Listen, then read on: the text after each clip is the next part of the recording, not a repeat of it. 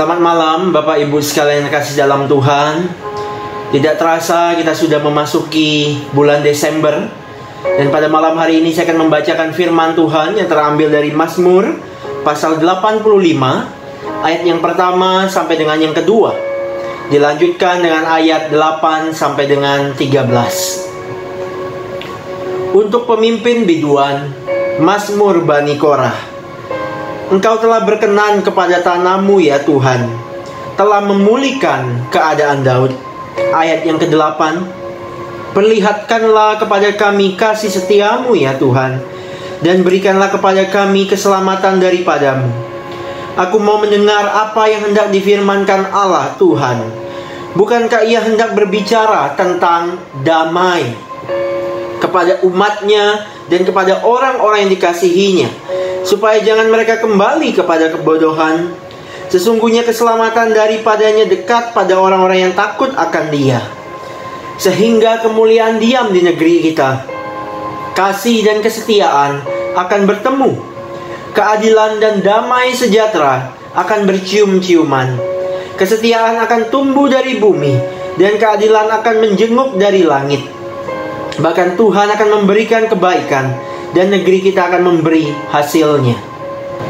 Bapak, Ibu, dan saudara sekalian, kekerasan atas nama agama itu sudah sering kali terjadi. Tidak hanya di Indonesia, tetapi di beberapa negara belahan dunia lainnya. Mereka rela, mereka mau menganiaya sesama, bahkan membunuh sesama mereka atas nama agama yang mereka percayai. Baru-baru ini Bapak Ibu sekalian, kejadian sangat dekat dengan kita di daerah Sigi. Telah terjadi pembantaian atas beberapa orang Kristen yang mengakibatkan mereka kehilangan nyawa mereka, yang dilakukan oleh oknum-oknum yang tidak bertanggung jawab atas nama agama yang mereka percayai. Mereka dengan sangat mudah mengkafirkan orang satu dengan yang lainnya. Tentunya hal ini Bapak Ibu sekalian memantik respon yang cukup masif dari kalangan kekristenan. Karena yang dianiaya, yang dihabisi itu adalah golongan kekristenan. Bapak Ibu sekalian, tentunya hal ini menjadi satu hal yang membuat umat Kristen di Indonesia bereaksi dan sangat berduka. Hal yang tidak diinginkan, yang seharusnya tidak terjadi, tetapi justru dilakukan oleh oknum-oknum yang tidak bertanggung jawab. Bapak Ibu yang kasih dalam Tuhan, hari ini saya ingin mengajak setiap kita untuk merenungkan dan merespon. Apa yang menjadi respon kita yang seharusnya sebagai anak-anak Tuhan di dalam menghadapi berita-berita yang seperti ini? Seperti apa respon kita sebagai anak-anak Tuhan yang sudah hidup dalam terang, di dalam damai Kristus yang telah Ia berikan bagi kita, di dalam merespon kekerasan, dalam merespon hal-hal yang seperti ini? Apakah pembunuhan harus dibalas dengan pembunuhan? Apakah aniaya harus dibalas dengan aniaya? Apakah kekerasan harus dibalas dengan kekerasan? Kalau seperti itu Bapak Ibu sekalian, kapan pertumpahan darah akan selesai? Satu sisi Bapak Ibu sekalian, kita harus percaya bahwa Tuhan tidak pernah tertidur.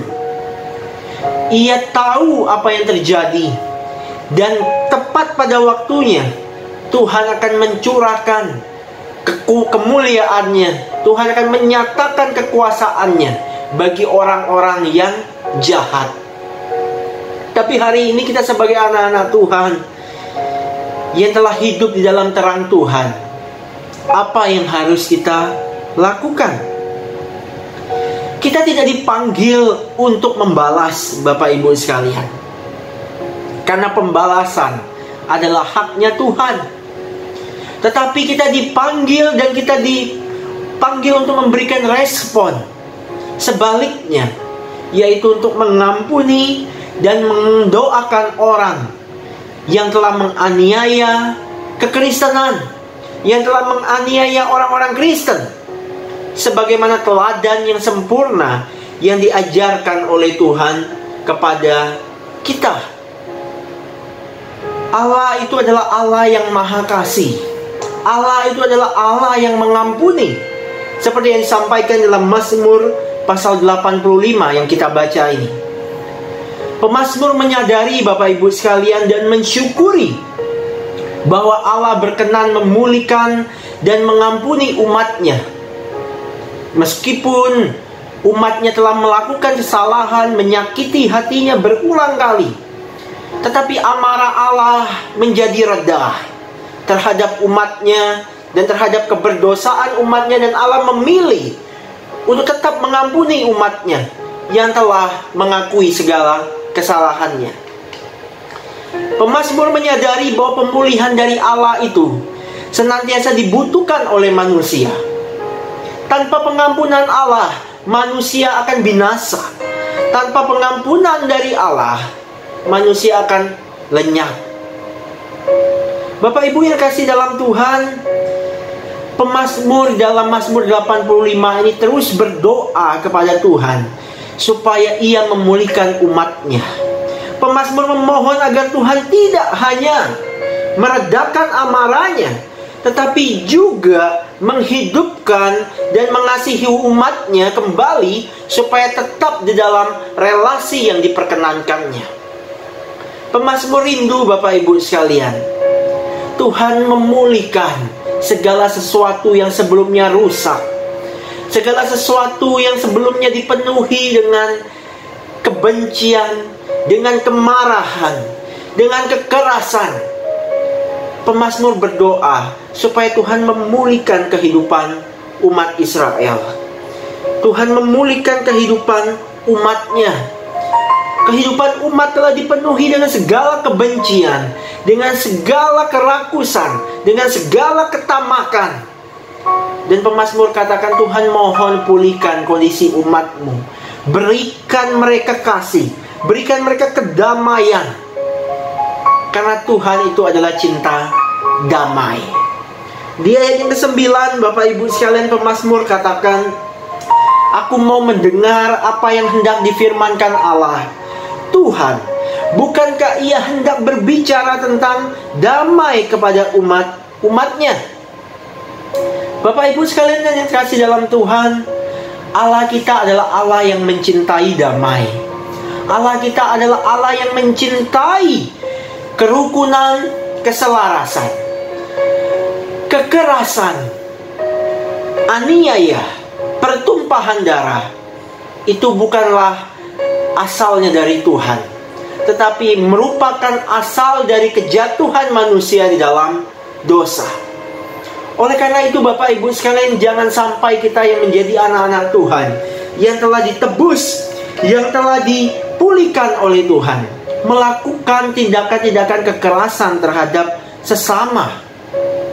Tugas kita adalah pembawa damai, sehingga kasih dan keadilan itu dapat bercium-ciuman, seperti yang dikatakan di dalam ayat 11 sampai 12. Kasih dan kesetiaan akan bertemu, keadilan dan damai sejahtera akan bercium-ciuman.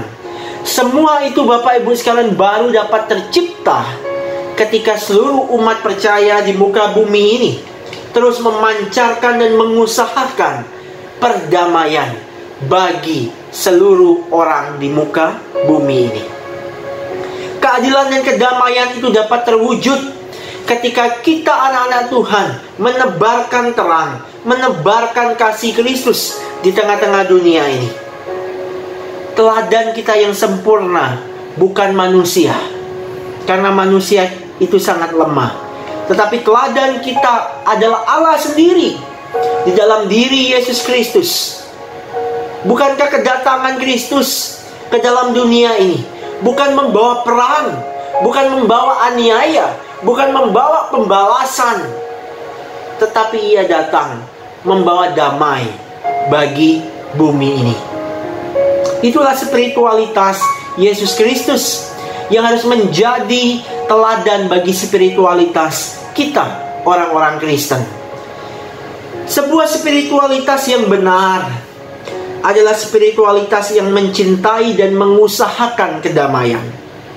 Mari Bapak Ibu sekalian, di tengah-tengah dunia yang diporak-porandakan oleh kekerasan dan aniaya, kita boleh hadir menjadi para pembawa damai di tengah situasi-situasi yang serba tidak menentu ini. Sebagaimana Kristus Yesus telah datang dan hadir dengan membawa damai. Mari kita sebagai anak-anak Tuhan menjadi orang-orang yang pecinta damai dimanapun kita berada. Di keluarga, di pekerjaan, di gereja, maupun di dunia. Mari kita berdoa. Tuhan, terima kasih karena firman Tuhan pada malam hari ini boleh mengingatkan kami tentang betapa pentingnya kami menghadirkan, menghidupi kedamaian di dalam kehidupan kami dan menyebarkan kedamaian itu bagi orang-orang di sekitar kami.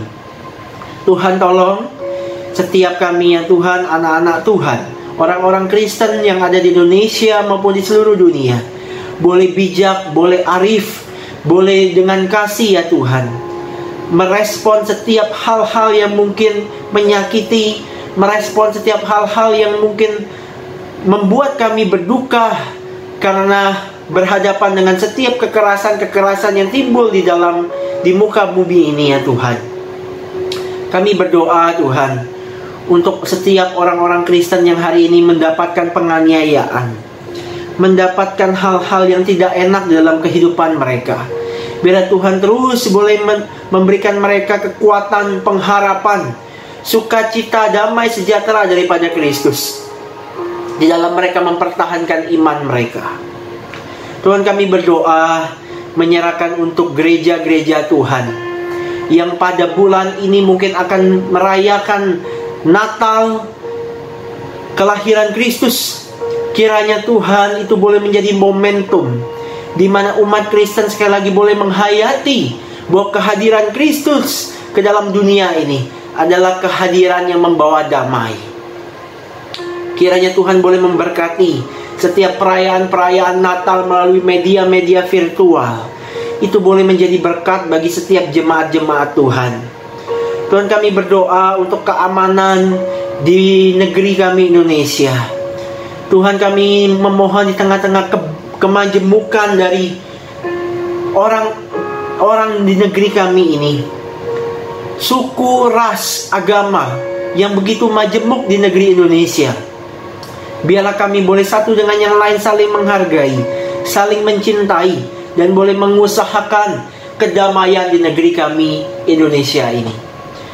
Tuhan, kami juga berdoa menyerahkan untuk upaya demi upaya yang terus dilakukan oleh pemimpin bangsa kami di dalam menuntaskan pandemi COVID-19 ini.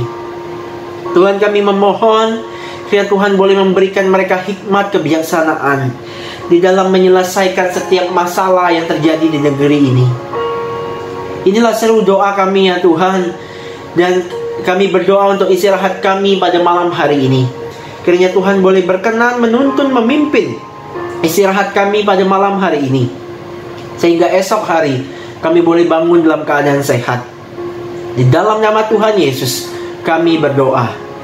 Amin.